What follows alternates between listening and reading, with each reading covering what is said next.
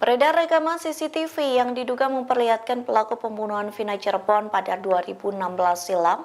Pengacara keluarga Vina yakni Hotman Paris Hutapea memberikan respons terkait rekaman CCTV yang viral itu.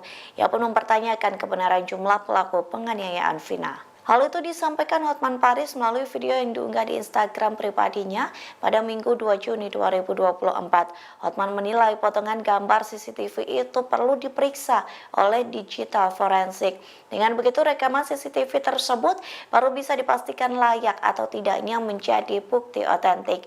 Dalam pernyataannya, Hotman juga mempertanyakan apakah benar jumlah pelaku penganiayaan Vina dan Eki berjumlah 11 orang. Jumlah pelaku itu akan bisa terjawab lewat uji digital forensik terhadap rekaman CCTV yang kini tengah beredar. Diketahui rekaman CCTV yang viral di media sosial itu memperlihatkan sejumlah pengendara motor sedang berkonvoi. Gerombolan tersebut diduga pelaku pembunuhan Vina dan Eki yang ditemukan tewas pada 27 Agustus 2016 silam. Polda Jawa Barat pun belum buka suara terkait rekaman CCTV yang kini sudah beredar di media sosial. Katanya ditemukan CCTV.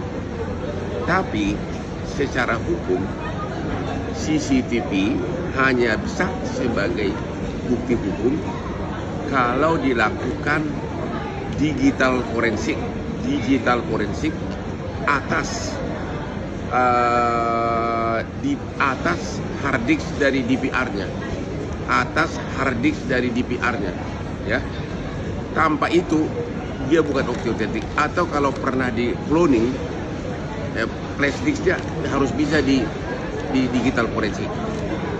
Digital forensik ini akan membuktikan siapa yang ada dalam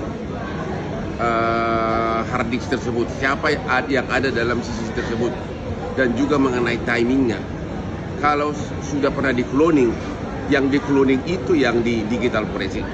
Jadi CCTV tidak sah sebagai barang bukti kalau tidak dilakukan digital forensik, terutama atas hard disk dari DVR-nya, untuk mengetahui siapa yang di dalam CCTV tersebut. Apakah benar 11 orang pelaku penganiayaan terhadap Vina? Ya? Download Tribun X sekarang, menghadirkan lokal menjadi Indonesia.